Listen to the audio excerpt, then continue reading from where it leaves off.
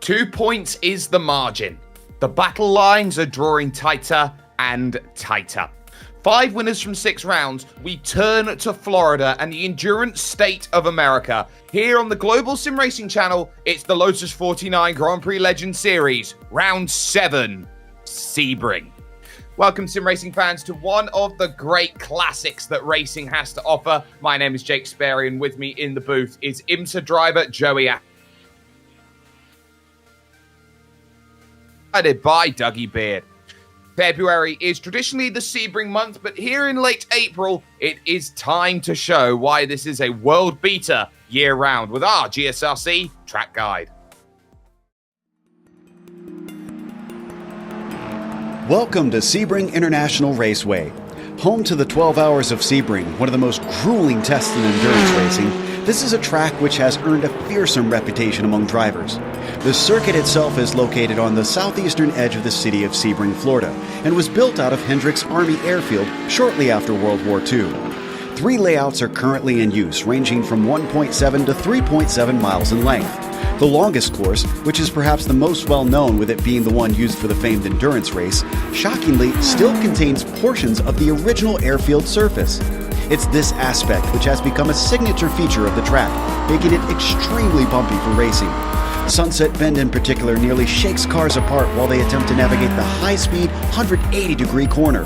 As you'd expect for the side of an airfield, there's nearly no elevation change over the course of a lap, but many of the curves are dramatically tall and unforgiving, daring drivers to glance them yet not hit them directly. Thankfully, places to pass are plentiful, including spots like the Hairpin and Cunningham. However, the many fast, sweeping turns creates a dilemma for car setup, since a vehicle that's made too stiff could wind up bottoming out on the onerous bumps. In the end, if you have the wherewithal to withstand the track's rough nature, you're likely to fare well.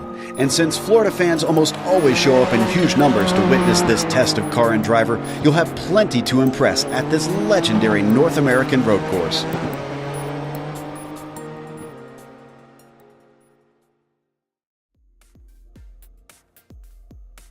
So that's what makes Sebring such an incredible circuit. You look around this place, it is one of the most unique places off of the old airfield that used to be here. This here, Joey, is a track that when you come to, you get an understanding of this is what racing is supposed to be. And not just racing now it's supposed to be, but racing all the way back when racing was first organized in the 50s, 40s, and 30s. I'm very, very familiar with this place, as I was just at Sebring about a month ago for the 12-hour, standing out there with the radio on my head. But here we are at the virtual Sebring, Florida, 17 turns, 3.7 miles. And Jake, like you said, one of the classic road racing circuits here in North America. Some of the best endurance racing has happened here on this racetrack. But today we're going to get a little taste of the open wheel sprint format, and few things to note. Watch out for turn 1 on the start. I know we're going to have a standing start, but it is a huge, wide, 5 wide opportunity. Also, check out the hairpin down there known as turn 7, another big braking zone with a big passing opportunity. And then always Sunset Bend, the last corner known as turn 17. one of the bumpiest areas on a racetrack you'll ever find, and it's kind of appropriate. Here at Sebring, the tagline is, respect the bumps.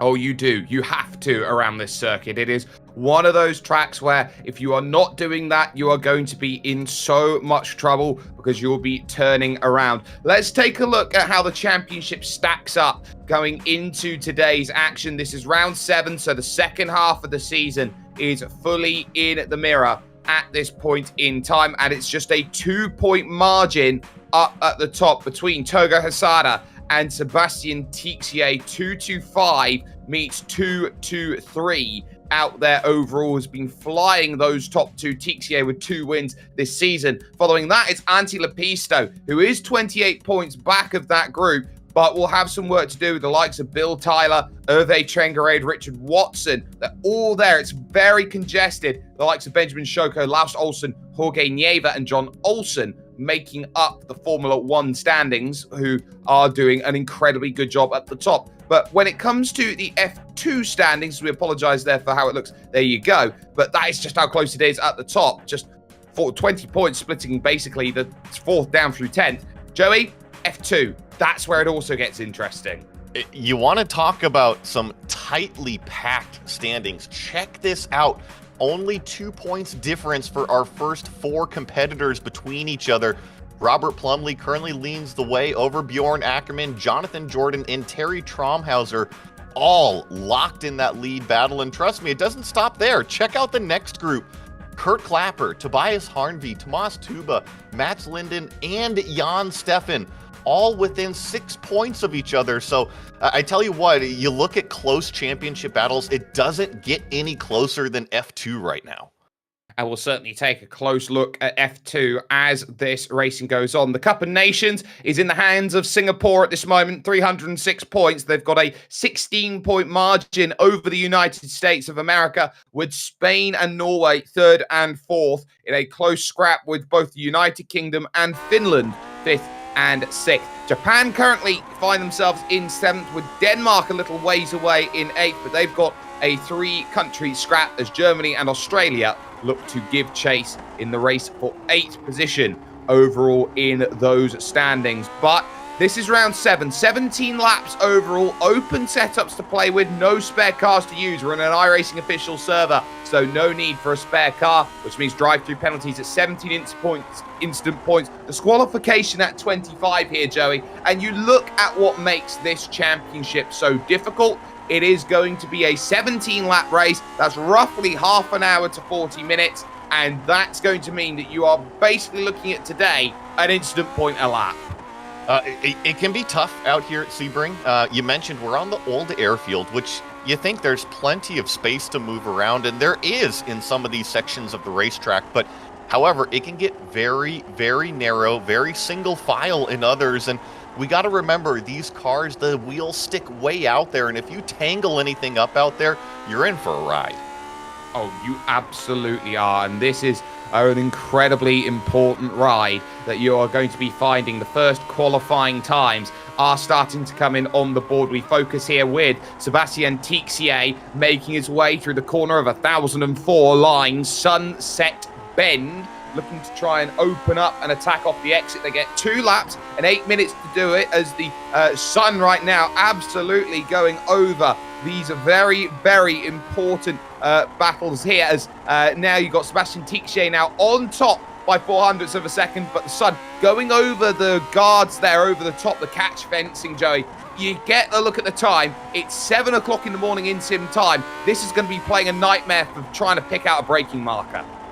It can be. You know, the shadows are a little bit different than if you've just been practicing in the daytime. And the other thing to consider is each person's setup, their own little racing setup. I use virtual reality, and when you have shadows and sunsets and sunrises, it plays havoc on my computer performance. Well, it plays havoc for you, and I'm sure it's going to play havoc for a number of drivers. They look through John Olsen, full opposite lock, round he goes. And no chance to improve there for John on 3rd position overall at this stage. The top 2 in the championship, top 2 are currently at this point half a second clear of everybody else, and Togo Hesada has been there, done that, written the manual in classics racing, especially in the Lotus 49. He is rapid. Togo's really stepped it up this season. He's just been up front every single race, every single session. He's right now provisionally P2. All he's doing is staring at turn 17 right here. You see how early these cars have to get on the brakes. Pretty incredible the top speeds they carry. Yeah, and those top speeds are going to be crucial because they are basically driving around in the machinery here, these Lotus 49s that were driven by legends like Jim Clark, like Graham Hill, two incredible champions as Togo Hesada. Oh, baby, what a time. 1:59.172, 0.3 of a second to the good. But what does Tixier have to respond? Driving through, getting everything out at the final corner, kicking up the tail sideways. 39.423. Not going to be enough then to jump up higher. Hesada will, unless there is some late dramas in qualifying, have the pole position. The only two drivers you think you could make a challenge are Laust Olsen and Hervé Trengarade. Here is Hervé right now making his way through. Laust Olsen's going to be very tight on time to get himself over the line. But Joey, at this point, you would say that the top drivers in this series, they know that it's about finding pace early and keeping that pace early. I agree, and if I remember correctly, when Mick was used to race in this session, he actually would specifically have a first gear for those starts, Jake, to get that track position, get that early launch out and clear yourself in front of everybody. Laust Olsen, I think, is going to be out of time. He is down to just 7 seconds right now to traverse Sunset Bend and get over the line. So that is going to be that then in terms of qualifying. We are able now to take ourselves over to a starting grid. This is how everyone is going to stack up today here at Sebring. Togo Hesada takes the pole position, a 1:59.172. Will have Sebastian Tixier, his main rival for company, on the front row. John Olsen and Bill Tyler will hold row 2 as Richard Watson's good qualifying will put himself up in 5th alongside Jorge Nieva in 6th position. Gary Ho and Maximilian Senna Muller will go from 7th and 8th with Hervé Trengaré 9th and Marco Antonio Lopez rounding out the top 10. Here we have David Rossi in 11th, Ben Zocco 12th, Antti Lepisto. Laust Olsen will have to keep an eye on him. I think he's faster than what he qualified. Robert Plumley in the top 15, Bjorn Ackerman 16th, Matthew Maudsley 17th, Steve Morris 18th, Cam Porter and Michael Grissinger rounding out the top 20. Over to 21st, it's Tobias Harmvey. Then you have Torsten Baylor in 22nd. Terry Trommenhauser will go from 23rd, along with Andrew Eng, Jan Stefan, and Thomas Tuber. We're into the F2 drivers here with Timothy Porter, then going along with Jonathan Jourdain in 28th. Asier Andres has the lowest iRating in the field. He starts 29th, and Gary Anderson from 30th. A few more here. Motonari Shinoda in 31st, Jason Clapper, Eduardo Waramilo, Andrew Dixon, Kurt Clapper, Mats Linden, Robert Brown, and Akira Shimoturi out here rounding at the 38 cars. Yeah, and all those drivers towards the back are split by their iRating. There are the temperatures. It is as cold can be. And now it's going to be all about these 17 laps. Who can put themselves to the front? Who can give themselves what they need? This is where the top two have to be alert. Green flag in the air. Let's get ourselves underway. Slow start there from the third row of the grid there. Richard Watson is the driver who will go back. Little struggle there through from about third position there as Tixier on the outside is going to have to attack. Into turn 1. Troubles already. Tixier around. And so too, I believe that was Togo Hesada who was caught up in it. Dramas massively early. Yeah, and we've got more problems coming out of turn 1, but the field makes it to turn 3 the first time. This is where things start to get really narrow as through turns 3, 4, 5. And got to remember, these tires are still cold. The car's wiggling around. They certainly are. Top two in the championship catch each other out in trouble in this race with no much more to speak of. This is huge and a free kick for everybody else. Another look at this then as they go through. Those huge dramas in the back anyway to begin with, and a heavy amount of netcode has to be said between Hesada and Tixier when they went through. And then all of a sudden, Laus Olsen, I believe that is, getting caught up and bang into the wall. Yeah, Laust was coming around through turn 1. I mentioned it pre-race, Jake. Turn 1 is just such a huge opportunity. And oh no, you're right, Jorge Nieva falling way back. This is turn 10. Yeah, this is Cunningham Corner, which is one of the key 90 degrees out there, and this is going to be huge out there in terms of what they want from it. This is where everyone's got to take an opportunity. It does now change who's at the front. It is John Olsen who leads this race. Bill Tyler currently second. Richard Watson now up to third. Maximilian Senna-Muller then in fourth position. And you look at who's probably in the best place right now to gain in terms of how they qualify. It's Antti Lepisto who's got to make the most of this, but Bill Tyler is in the best place right now to gain points on the top 2 in the championship. Yeah, no, Bill Tyler's doing a fantastic job taking advantage of some of the attrition that we see out of Sebastian Tixier, Toga Husada, that, yeah, pretty much out of it right now. And Bill Tyler, John Olsen, also Richard Watson taking huge advantage. Yeah, this is huge, and they know they've got 16 laps to make that happen. The first of them is scored complete. Bill Tyler then running through the opening section of track. He'll be looking behind him right now, not in front. He's 1.3 seconds adrift. Richard Watson looking now to try and get through, and there's that look from the most famous engine in all of racing history there, Joey, and that is, of course, the Ford DFV Cosworth. It's so cool. Look at the individual stacks sticking out of there. And I don't know about you, Jake, but I am a sucker for individual throttle bodies, individual carburetors, whatever you want. You put each one of them stacked on top of a cylinder. Oh my God, it sounds so good. It does, and I tell you what, they are making some electric noise here around Sebring here today, and they know how much work they've got to do. Watson really trying to get as much as he can here into Cunningham Corner, because there are setup zones where you can make things happen. One of them is right here, going through this section, the lefts and the rights of the east side of the circuit, now moving to the tower corner. Buzz the tower as you go through and set up the Flying Fortress straight. This is one of the key places to get correct. It is, because it kind of leads out onto a mini. Oh no, problems with Robert F2 leader. That's our F2 leader, like you're saying. That we were talking about big points implications. That is not good for that number 18 car. I wonder if Torsten Baylor was somehow caught up in it. So Robert Plumley through then the right at Cunningham Corner, goes through the left, and does the back just step away? It absolutely does. Spread eagle across the circuit, and it looks like nobody else gets caught up with it in that incident. So Robert Plumley, a world of Kinducci, having to wait, having to be patient, and continue on with it. Bright pink helmet for Gary Ho, who is looking to try and move up to fourth position. Maximilian Senna-Muller on the outside. Not enough drive to make that happen, but you can certainly sense that this third group is getting interesting right now, and on the back of it is Antti Lepisto, number one. Here comes a look, though. Gary Ho having to defend now because Hervé Trengaré, the Classics legend, is getting in, but wide goes Maximilian Senna-Muller, who will lose one position and nearly a second, and it might be here at turn 3. It will be at turn 3. Yeah, Ove just needs to get the car slowed down, which he does. Nice move by Hervé Trengaré. He saw the door open for Maximilian Senna-Muller, and he just slipped right through. See if he can go chase down Gary Ho. And I gotta mention that pink-purple helmet. I thought we had a new time and scoring pylon there for a minute.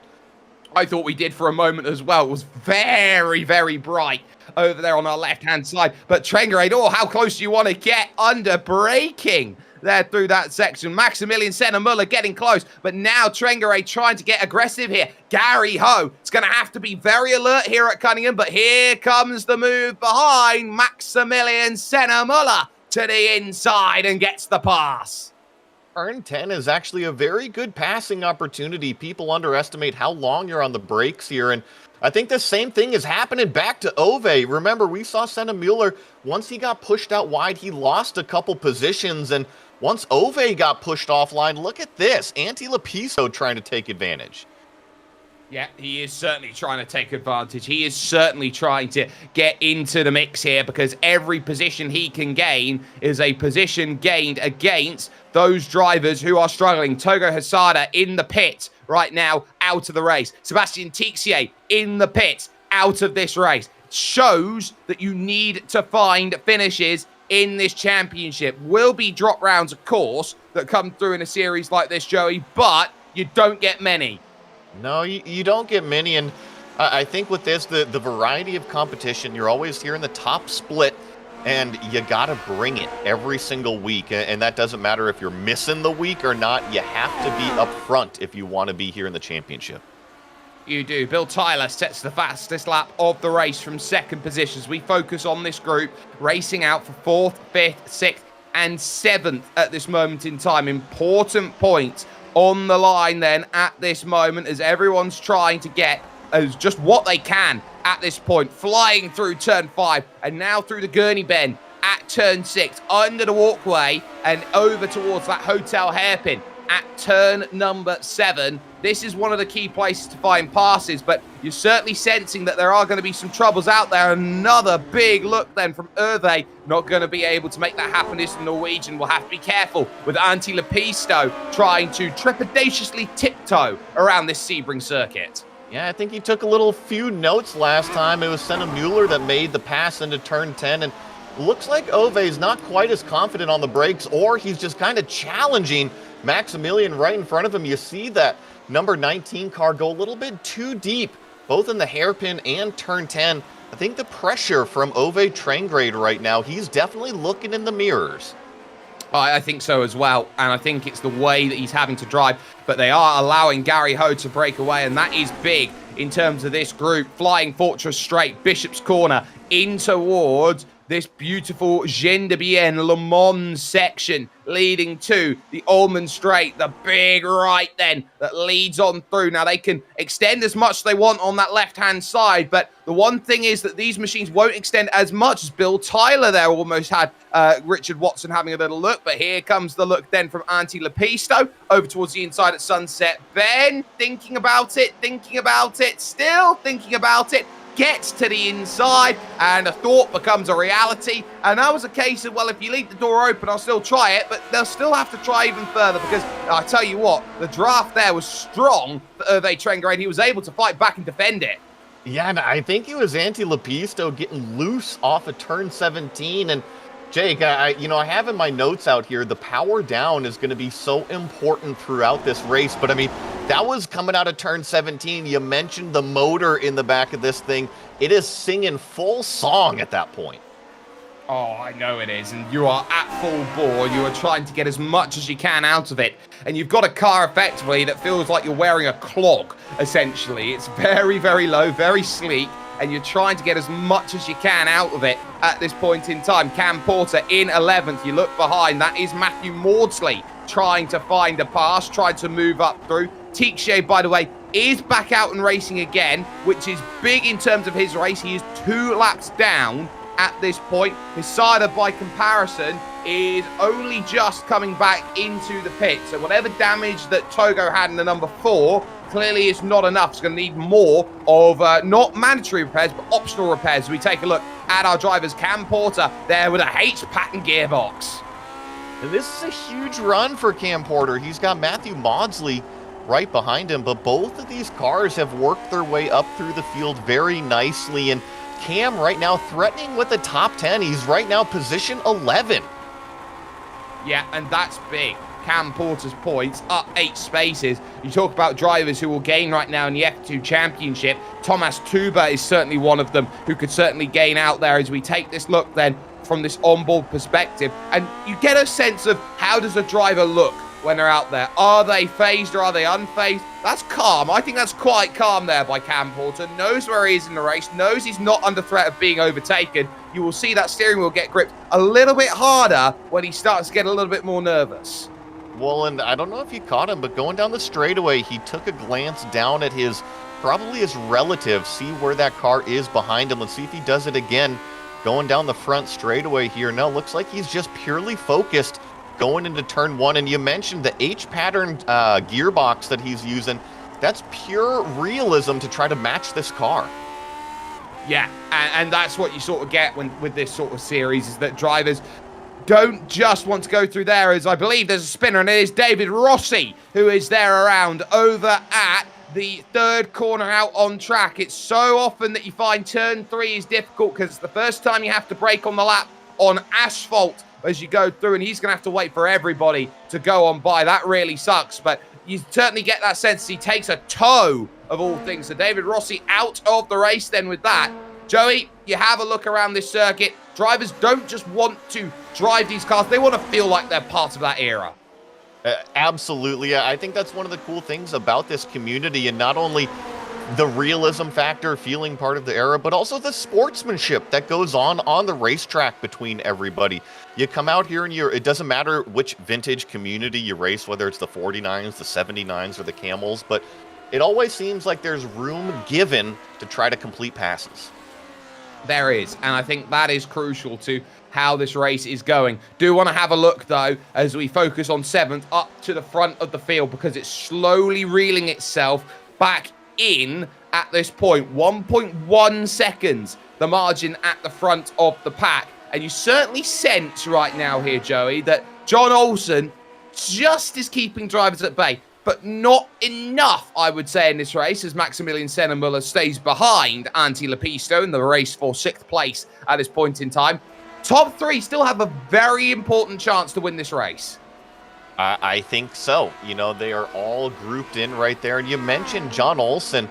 It's actually not the fastest of the front 3 right now. His 2 competitors in his mirrors actually closing it in. And if I remember correctly, just a few laps ago, John had a little bit of a bigger gap. So you're right. Let's watch that lead battle here once it starts to close up.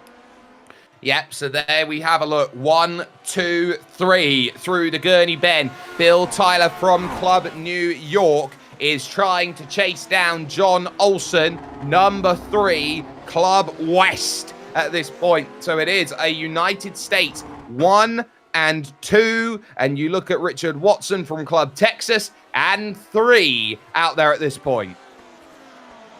And it's just kind of formed up. We've got about 11 laps to go here. I'm checking what we're doing. It's about 3/4 of the way left here in this race, Jake. So I have a feeling that this is going to do nothing but heat up.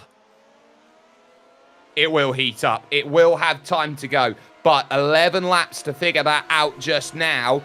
You're still trying to figure out who's got what pace. You've got to get there. Bill Tyler's closed a couple tenths of a second over this lap already and is really powerful on these straights, really bringing himself back into range. And you can certainly sense, especially when these cars are braking, that he's braking a little bit heavier than everyone else, that his car pitches a little bit more when it brakes, Joey.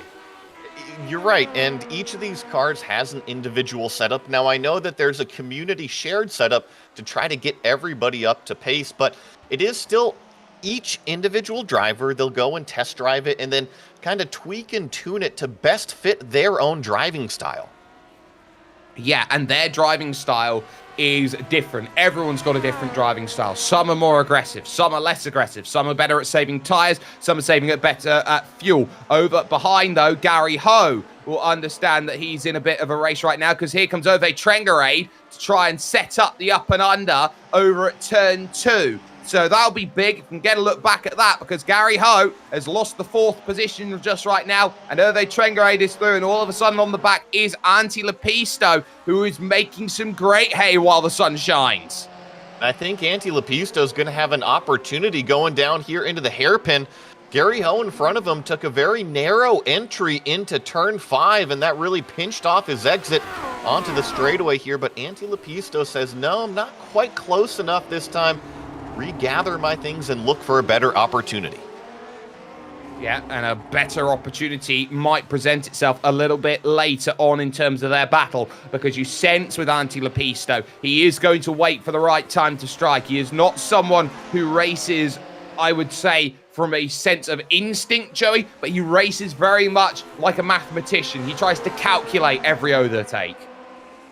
And that's kind of sometimes how you have to be out here, especially in the cars that kind of move and dance around underneath you. You just have to be comfortable. You just have to stick to the plan out there and execute.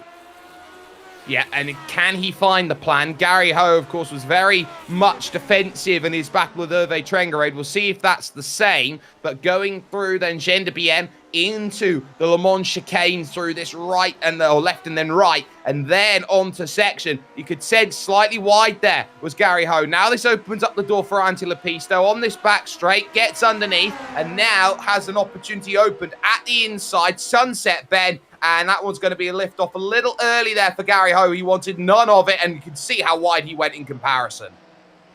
Yeah, and I think he's just trying to line up turn 17 exit. I think, honestly, he did the same thing with Ove, is that he battled it, but once he realized the pass was being made, Gary Ho raised his hand, he admitted defeat, and he says, you know what, it's better to race hard, clean, than wreck each other. No, I agree. And, you know, to finish first, you first must finish, or to finish first, you must be number one Anti Lepisto and be finish. That's sort of the place that you're in right now. Richard Watson problems. Oh, yes, absolutely. So that's number 11 there, just on the inside. And that would have been coming through turn 3 and just being a little bit too aggressive out there on circuit. And that's actually where following drivers in the brake lines doesn't work. Bill Tyler overshot it going into turn 3, and I think that caught Richard Watson out. You called it. You're right. Problems from P2 and P3, but ultimately it was Richard Watson that lost control. You see Bill Tyler here, but look in front of Bill. 2.5 seconds up to John Olsen. Oh, and another problem. Another big tank slapper going through at turn 10, Cunningham Corner. You can sense now that Bill Tyler is trying to wrestle back this race, but he's overdriving the car. Incredibly overdriving. I'm looking at his lap time right now. 3.5 seconds off of his previous, so he has lost a ton of time, and if he keeps this up, he's going to have a mirror full of Ove Trengrade soon enough.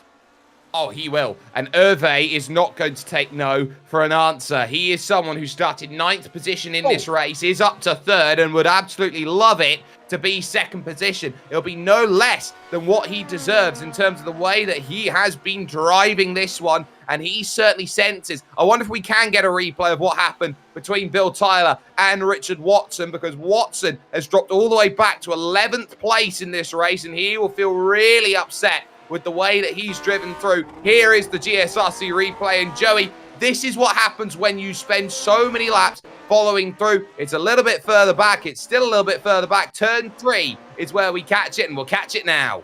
Yeah, and you're going to see P2, P3, Bill Tyler, the white car, goes a little too deep, but it's Richard Watson behind him that ends up spinning right here just as he transitions off of the brakes and onto the gas, just doesn't have the lateral grip that he needs. And I didn't see any contact between these cars, but I tell you what, Jake, once they've both resumed, both don't seem to have the pace that they did. No, that is very true. And because they don't have the same pace, they are going to have to take 1, maybe 2 laps to get themselves back up to speed again. Because, Joey, when you're looking at these tires, the big thing with iRacing, hyperheating. Spinning up the tires, getting them slid out. The one trouble that you have is getting them back into an operating window. You know, I'm going to have to start using that term because I've never heard it before. Hyperheating. And you're right. Here in the sim, it has a tendency to kind of leave the tires a little bit warm. They take a while to cool down. They do, and it's going to take a lot of work to get them back into a place where they can be at optimum to go and race. Matthew Maudsley, 10th position. Cam Porter now inside the top 10 in 9th place. And just behind them, Richard Watson, who will be looking to try and recover back through the field after his spin that he's just had. 8 laps to go. Flying through then at the tower corner. Maudsley taking a much wider line, struggling a little bit with oversteer on the exit. And this is the thing. This is one of those few cars out there on the iRacing service, very much like the brand new Ray FF1600s, Joey, that doesn't have that downforce to really help you. No, it doesn't. And we've seen the oversteer kind of bite a few competitors so far. And something about Sebring, we talked about the bumps, but guys, this is such an old track. It is a historically low grip racetrack. You combine that with no downforce out here, and yeah, the drivers are going to have their hands full the entire time. Oh, they are. They absolutely are. And you are pretty much bouncing against every oscillation on this circuit. And I mean, you just look at the drivers here. They're taking 4, 5 different looks as they go around trying to keep the wheel pointed as straight as possible. You could basically lose concentration for 1 second here, Joey, and have the wheel pretty much snatched out of your hands. It's so bumpy on the front stretch. Yeah, and let me tell you, I've driven around this place so many times, raced around here, and it is no exaggeration. It is bumpy from the uneven asphalt to the curbs, and yeah, what do we got here on the track? Motonori Shinoda, 7 laps down with a massively smoking engine, has had the thing expire on him after an incident, and that was right with the lead. He's trying desperately to get it back going again, but that thing is a hunk of junk. And that one pretty much is past the sell-by date. I think that's what happens when you mix oil and water together. You get the big plumes of smoke, and this was another car. Back in 7th place, Marco Antonio Lopez Salgado. I think he was just having a few issues getting back going as well. Yeah, so Salgado in trouble as well, so we'll need to be very alert to it. He's still in 7th place, though, so I don't think it was quite him. Maximilian Senna-Muller, though, might have been the issue, because he suddenly dropped back into 8th place over the last couple of laps. So he's really been struggling over the last stages. So this is actually quite an important phase of the race for where drivers maybe are starting to switch off a little bit in the middle of this one. Now, that was actually a name that I wanted to mention earlier, but unfortunately he was going the wrong way, was Maximilian Senna-Muller, and looks like he's gathered it back up out there and chasing down this number 14 car, as well as this number 14 car, trying to chase down Ben Zocco in front of him. He is, and Benjamin Shoko has actually been driving really well here. He's up 6 places. Hervé Trengere, fastest lap of the race, and right on the back of Bill Tyler. So that's going to be big. Watch that over the next lap. But Marco Antonio Lopez getting close, but not close enough then through the early stages then of the lap, heading over towards turn 3. And actually a good shout out to Ben Zocco right in front of him, because look at this, up 6 positions. So that number 7 car having a very, very good race coming out of turn 5. Let's see if Marco can get this run coming down the straightaway. We'll see if he can. That is going to be huge. Richard Watson also dispatches of 1, looks for another. He's trying to get past Cam Porter now for position out there on track. So every which way you look, there are places to be made, and these drivers are trying to search for it. Here's the search to the inside from Richard Watson. Gets in the mirrors as late as you can. Doesn't quite have the angle to make the pass. Oh, and Cam did an excellent job right there, just hitting his marks, not getting phased by this very fast number 11 car in his mirrors. And here comes another opportunity in turn 11. Richard Watson still not close enough, and yeah, just props to Cam Porter having a heck of a race. He is having a heck of a race right now, but he will have to be very alert. Look at that, shuts the door beautifully, going through towards the tower corner. Watson is bottled up. He doesn't quite know which way he's going to find to make his overtake, but now, watch out, Hervé Trengere got through, but back through will go then Bill Tyler in 2nd position. You can see it on the relative, how it's switching over. So how did that happen with the 2 switching positions, 2nd and 3rd? It was a case of Bill Tyler ran wide, going through Gendebien, and that was big. So up near the front, Bill Tyler side by side. Here comes Hervé back through, but if you can get back into line, you might have a chance to make the move at turn 1. Hervé is now 2nd. Yeah, and let's see who goes deeper into turn 1. Bill Tyler's been blowing brake zones. He blows another one. This is going to cost him 2nd and potentially even 3rd, because here comes Antti Lepisto. Yep, Antti is now going to try and get himself through. Oh, no, there's contact. There goes Bill Tyler, straight on at turn 3, and bang into the wall he goes, and that'll be the end of his race. Oh, it turns from bad to worse for Bill Tyler, and now he finds himself in pit lane. Oh my goodness, had an eye of a podium and now finds himself talking to his crew chief. And the one thing I'm looking at through all of that, the way he broke into turn 1, Joey, was brake fade. Well, and not only that, but we've documented Bill Tyler going too deep into some of these corners. That's why he lost that lead battle. That's why he got sucked up into some of these other battles behind him. And unfortunately, it bit him again. It did, and that is huge in terms of what he wanted, because this was the race where he wanted to pull back some championship points. Now, Antti Lepisto looking towards a podium, looking like he could be in the title hunt as things stand. Slow car there, as there is the race going on through number 17. Cam Porter finds himself now behind Richard Watson, as that was Gary Anderson that those drivers went by, flying through once again to the tower corner. I think Richard Watson does have a little bit more pace than Cam Porter, but no, Cam is doing an excellent job. He's staying right there with them, concentrating on his exits. That's what's so important in these cars is, sure, you can get a good entry, but it's all about putting that power down coming out. Yeah, that power is going to be so important, and this aerial view of it really does showcase just how good everything has been. Power on the exit, vital, but now it's about running away for Richard Watson. He's trying to hope that in the next, I don't know, 4 laps, he's got a chance 4 and a bit to get to Maximilian Senna-Muller, hoping that a driver in this field in front of him makes a mistake. We're a long ways away from that, but as all of this has happened, it's 7 seconds at the front of this field for number 3, John Olsen, who took the lead on lap 1, turn 1, when the top 2 in the championship, Togo Hysada and Sebastian Tixier, took each other out. Yeah, and he's pretty much not looked back ever since. Had a few competitors come close in his mirrors, but he didn't even take a glance at him. He's just been running his own race up there. Really, I think the stories of the race so far have been Ove Trengrade, Antti Lepisto, both working their way up into these podium spots. And then we've talked about it. We've been highlighting it here. This battle for a top 10. Cam Porter having a great race here at Sebring. Oh, he is. He is really having a good run. He'll still have to be very cautious about those drivers in and around who might be trying to go through. Not many battles left out there on circuit. Does have to be said that the gaps have opened up as this race has gone through. But what you can say as well, it's been a great recovery from number 18, Robert Plumley. He's in 11th place, still up 4 despite the huge spin he had. Antti Lepisto just had problems. Our final podium finisher. This is through the tower turn, Jake.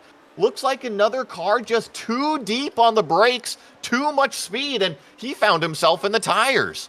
Oh, he was just a little bit too far into the corner. Found himself out there on the dirty side of the circuit. We talk about it. It's marbles. We'll take a look at a replay. This is how quickly Antti Lepisto's race goes from hero to zero. On the brakes, normal zone. Gets a little bit of the curb. Gets caught on the outside. And I tell you what, that hit into the tires is not going to be an insignificant one out there. He full-on flips it, noses it back in once again, and he's going to be in a bit of trouble between now and the end of the race. So we'll take another look at this one here, Joey. This is big for Antti Lepisto. This is a free kick to Hervé Trengrade to now move up and gain some big points on him. You look, I think he was just in too deep from the beginning. He was way out on the driver's left entry curb, and honestly, Jake, I'm really surprised there's not more damage. Look at this. Contact with the open wheels, with the suspension on those tire bundles. He's lucky to get away with it. He is very lucky. He is a very lucky boy, and we'll be looking to try and get back through. Right now, he is with Maximilian Senna-Muller in a race for 6th and 7th. At this point, what does this mean for the championship? Well, Hervé Trengrade right now will be one of the biggest gainers out there in terms of moving up with those drivers up at the top. This Sebring race has completely thrown a cat amongst the pigeons in terms of what we thought the championship was going to look like heading into this round 7 of the championship, and heading over to round 8. You still don't really have a clue who's going to be there. We're on course right now for a 6th different race winner in 7 starts. It's just an amazing season. You know, Sebastian Tixier has been the class of the field in this season. Togo Hysada has stepped it up. But yeah, you look at the names here that are leading the race. You take those 2 out of it. John Olsen, Ove Trengrade, Gary Ho, Ben Zocco. These are all names that are familiar to us, but fantastic to see him up in the podium positions. And you were talking about points. Robert Plumley, our F2 championship leader, problems early on. It's really going to stack things up both F1 and F2. It is, but I think Robert Plumley's done really well to give himself a good enough position where he's not losing out to most of the rivals that he'd have around him. As we focus on John Olsen, just a couple of popsicle sticks will be thrown outside then of the window, so to speak, or outside of the catch fencing there on the pit lane to indicate, yep, you got 2 laps to go. Hervé's not stopping. He's got a fastest lap. Now, doesn't this remind you of Senna-Prost over at Monaco, where Prost was, I think, about 40 seconds on back, decided I'm just going to set fastest laps and hope Senna understands that and makes a mistake, and got it at Portier.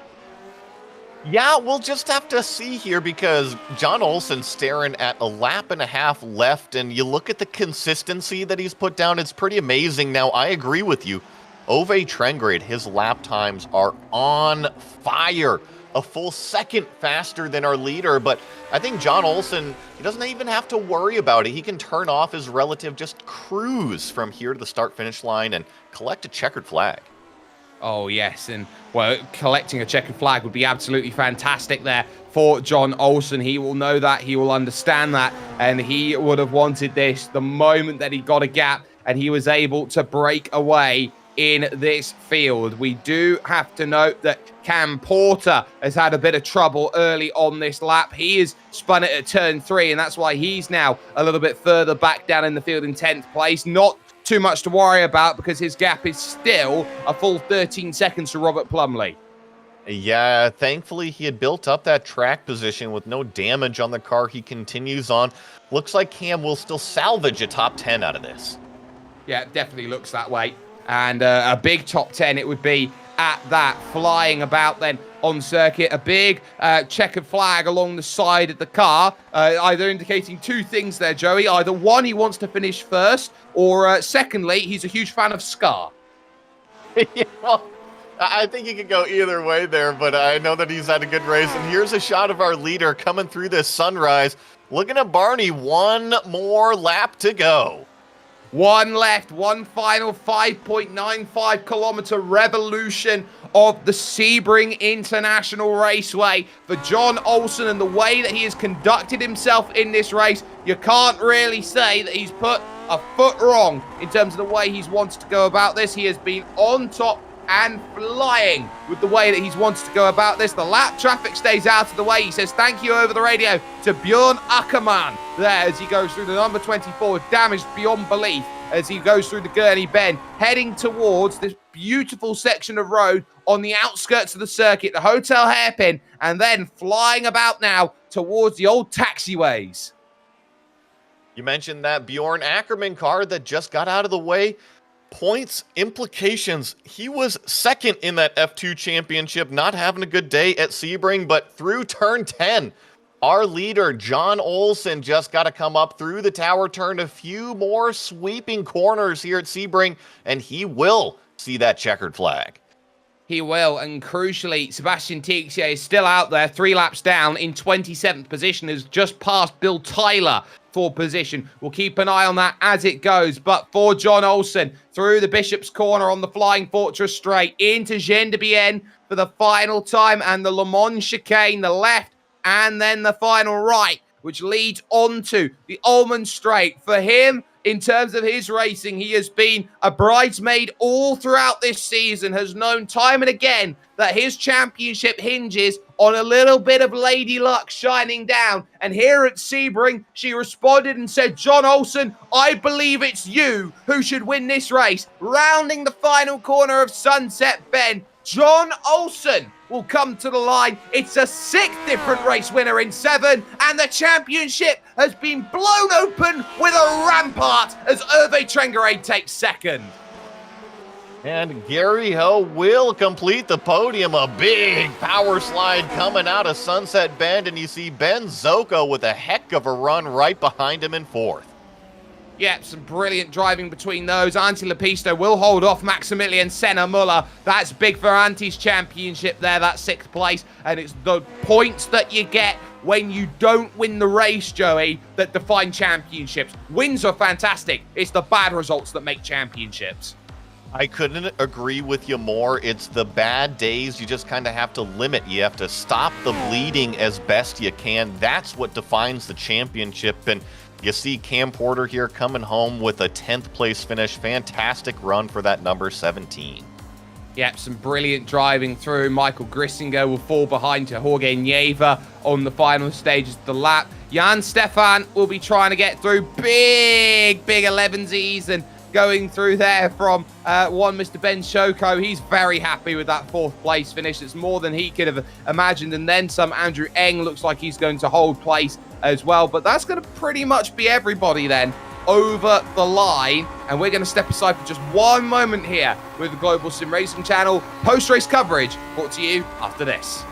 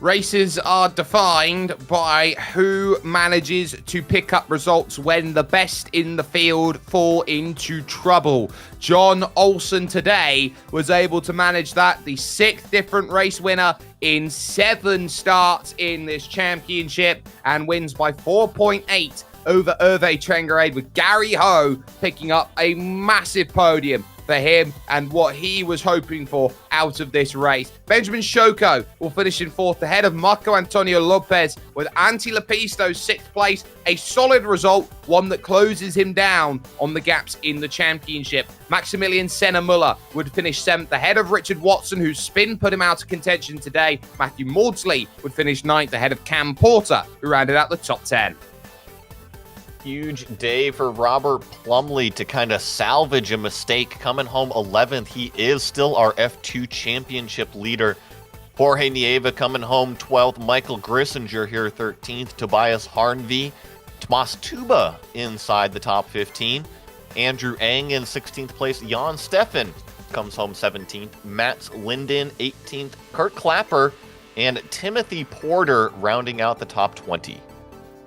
Over the page then, these drivers are a lap down or retirees. Thorsten Baylor, you can see in there. Akira Shimatori, you can see a lap down. We saw what happened to David Rossi. He had to take a tow in this race. And the big one, Sebastian Tixier, his race being relegated to 3 laps down. 27th isn't points, but what it is a desire to try to get something out of it. Bill Tyler, from 2nd position, found himself in all sorts of trouble. His race over at turn number 3. Andrew Dixon and Edouard Jaramillo finding himself in trouble. Bjorn Ackermann we saw run into troubles as well. Just going over the final page, the likes of Togo Hesada, Laust Olsen, Motonori Shinoda getting caught out early, as well as Jason Clapper not finding a finish. This, an absolutely huge race, but your race winner today is John Olsen, who has stood by with Joey Atterbury.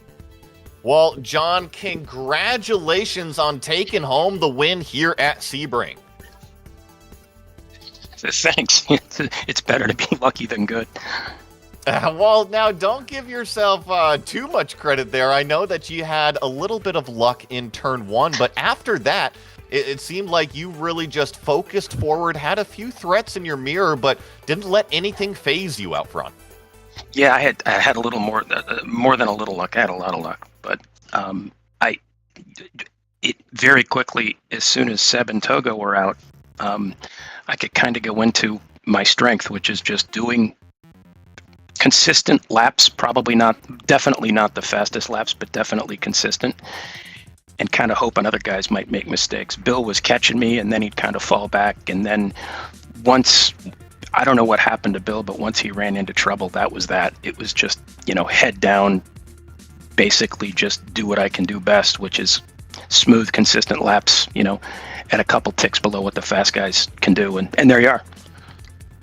Well, now, this isn't the first podium for you this season. I see you were on the podium a couple weeks back, got a 3rd, but this is definitely the first win for you this season. I think I hear 6 different winners so far. Are we going to see the pace stay up front for you?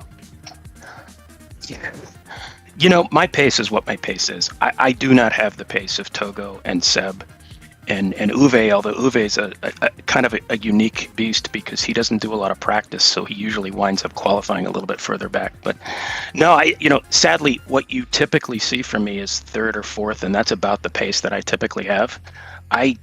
As it stands right now, I need some luck. In order to wind up on the top step. That's what happened today. Well, let me ask you this then, real fast. Do you have maybe certain styles of circuits that suit you better or that you prefer? There's no rhyme nor reason. This is one of them. Brands Hatch is another one. There's others. The Nordschleife I am awful at. Absolutely awful. I can't even keep up with the mid-pack at that one. It doesn't make a lot of sense. This one's kind of bumpy and it's just a big glorified street circuit. So no, there is no style. I'm fast in some places, slow in others, and I just sit back, scratch my old head, and try and figure out why that is. I love it, John. At least you understand it, and you're having fun out here. That's really all that matters. And before I let you go, anybody you want to say hi to? Yeah, there is. I want to reach out to Doug Nelson. He's been competing in this series for a long time. Doug is dealing with some very serious health challenges right now. So, Doug, we love you. Hang in there, buddy. Well, what a great shout out indeed. And John, one more time, congrats on the win. All right. Thanks, man. Well, there you have it. That was John Olsen, your race winner. We'll talk to the driver then, who finished off in 3rd position next, that being Gary Ho. Gary, you start today in 7th. If you get told before the start of the race, you're going to get a podium, and you're going to get a podium through all of these drivers, these great drivers in this series running into troubles. Would you believe me? No, absolutely no. My lucky break today. Yeah, I'm pretty happy. I've never thought I am going to be interviewed by you guys. Well, there is always a time and a place for that, and that time is now. Just talk us through what made Sebring so challenging today. It seemed like right from the drop of the green flag, drivers were going to get caught out in troubles. There was stuff behind you. There was stuff in front of you. How do you keep focused on the race when it starts off so frantically? Luckily, I actually raced 3 times before the broadcast, so I have some kind of experience of the track, and I have actually made some mistakes in the previous races. So I just actually kept my cool, and also shout out to my mate Seb for his guidance, and I also spoke to Mick a little bit to find out how to get through the turn 17, which I have no clue what to do and what's the best line, and Mick gave me some great advice. So yeah, kudos to them. I'm pretty sure after 70 years of racing, nobody truly knows what the right line is to go through there. I think that we understand that quite clear. Right. But for you, Gary, a case that you come into today outside the top 10 in the championship, looking to try and build form, looking to try and build some results. And, coming out of today, do you feel that you all of a sudden now have this new imbued confidence that you can head over to the next round of the championship and you think, well, you know what? I think that when it comes to racing today was great, but Okayama could even be better? Well, I don't really know. I've been pretty consistent lately, and actually my goal is just try to get into the top 10 with all these great drivers. But next week, Okayama is one of my least favorite track, so we'll see. Oh, can't have a least favorite. Well, actually, you have to have a favorite track to have a least favorite track. But Gary, it's a 3rd position. Shout out sponsors, anyone you'd like to thank. Shout out to to Doug Nelson. Hope you're watching, and my mate Seb, and all the buddies in the communities. Thanks for all the your kindness and your friendship. Thank you very much. There you have it. Gary Ho joining us 3rd position overall with an incredible drive by his standards out there overall. Was just able to hold off Benjamin Shoko, who finished in 4th position, stood by with Joey. Ben, congrats, man. Good run for you. I'm seeing up 8 positions to finish 4th today. Yeah, that was lucky again, but didn't put much practice in, as I never really get to. So, yeah, I wouldn't have expected to have been chasing down Gary for a podium, that's for sure. Well, now talk to us about that, because I was noticing those last couple laps, you definitely closed it in, and maybe even through turn 17, you had a sniff of a chance to get that podium. Oh, it was so much fun.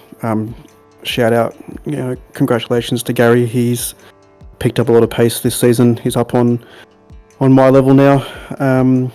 So that's really good to see his improvement, and I believe that's got to be his first broadcast podium. So I'm really happy for him, seeing him come a long way, and it's great to get a podium on the broadcast. So he's done really well, and you got to be in it to win it. So where all the fastest guys couldn't quite keep it on the track today, that's where us more consistent maybe drivers can get some good results. Well, I know that Gary was incredibly happy to be in the interview room on the podium, so you're right. He is pumped to be up there. It's a great battle between you two. And my last question is, I love the burnouts every time. Every post-race, I can count on you burning the thing to the ground. Now, I love burnouts in real life. Are you a fan of burning it down in the real life parking lot as well? Yeah, I like burnouts as well, but I've never done one in a real car because I've always worried about breaking the car. Like, I got to pay for the tires, I got to do this and that. So not in real life. So I get my kicks out in the sim. So I've had a lot of practice doing burnouts since I was sim racing before I got my driver's license. So there was some early sims, Grand Prix Legends or NASCAR racing, Papyrus sims where you could do great burnouts, and I would just do burnouts all the time. So yeah, it's something that I like to do all the time. I do try to get them onto the broadcast, but the cameras aren't always on me after the finish line, and I'll do burnouts in frustration or in victory. Well, it's worth it. I love seeing them no matter what out there. And like I said, Ben, congrats on that 4th place finish. Thanks, guys. And yeah, shout out to Doug. He's veteran of the series. And yeah, congrats to Gary on his first podium, I believe. Thank you. Well, that was Ben Zocco coming home 4th today at Sebring. Have you ever heard of a frustration burnout? That is a new concept to me. Never really seen that one before. Cam Porter, though, joins us 10th place overall. Cam, strong result for you here today. Just seemed that you and the car really clicked, and you had a really nice battle out there with the likes of Richard Watson towards the end, Matthew Maudsley all race long. Seemed like it really worked for you. That was a really fun race today. Thanks to Matthew and Richard for putting on a good show. Thanks, guys, for racing me clean, and that was a really thrilling race. I was pushing as hard as I dared, and unfortunately I went a little over the limit and got sideways, and that's what let Matthew by. And then I just kind of lost my cool after that and had another half spin. But yeah, I'm not even mad about that. That was really thrilling and fun race today. A fun race for you, and one which I think that when you look around and where you started 19th position, you look at all the drivers who are in and around you. It was a very hectic, very crazy start. Laust getting caught up in incidents. You look around at Jaramillo and all the drivers towards the rear getting caught up with accidents. So how do you sort of switch from, okay, we're avoiding people, to, okay, let's get head down, knuckle down, and, just start to just drive off into the distance? Well, it's good you mentioned that. It's like a switch. That race, I took the first lap like super cautious, trying not to hit anybody or take myself out. And then once the second lap came around and things kind of settled down, just sort of put my head down and just tried to stay ahead of Matthew. And then Richard came in to spoil our party, and that was a really fun battle with those guys. Well, a fun battle for you. Let's talk, though, next week. Okayama. How does that feel for you in terms of a racetrack? Where do you stand on a track which every sim racer should know? I seem to have pretty good luck at Okayama, actually. I don't mind racing there at all. And in fact, I'm looking forward to it. I think it's going to be a lot of fun. Well, we hope you have a lot of fun there as well. Cam Porter there joining us, getting a 10th place finish over the course of that race. So, with that all being said, this is where we're going to bring to a close our interviews process and get ourselves set up for what is to come here with the Global Sim Racing channel today. I want to give a massive thank you to the team, of course, from Rob, from Joey, and from Dougie. You can check out our social media, our website, and as well our merchandise store, gsrc.storenb.com. Make sure you check that out. And don't forget, if you haven't already, you're here for the first time, you're enthralled by the racing you've seen today, to like, share, and subscribe for more amazing content here. You won't miss a moment of action with the Global Sim Racing channel.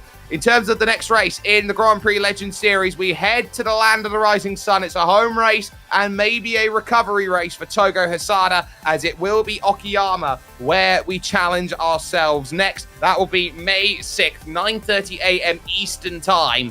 For that one, 2:30 in British summertime in the afternoon. Make sure as well to check out all the other broadcasts that are listed here in terms of what's coming up next for us. Well, later today, 1 p.m. Eastern, so you don't have long to wait for that. It will be Camel GT. It will be at Interlagos, and it's going to be surely one of the best races of the season. Until next time, ladies and gentlemen, you can race clean, you can race hard, but we will always see you on the track.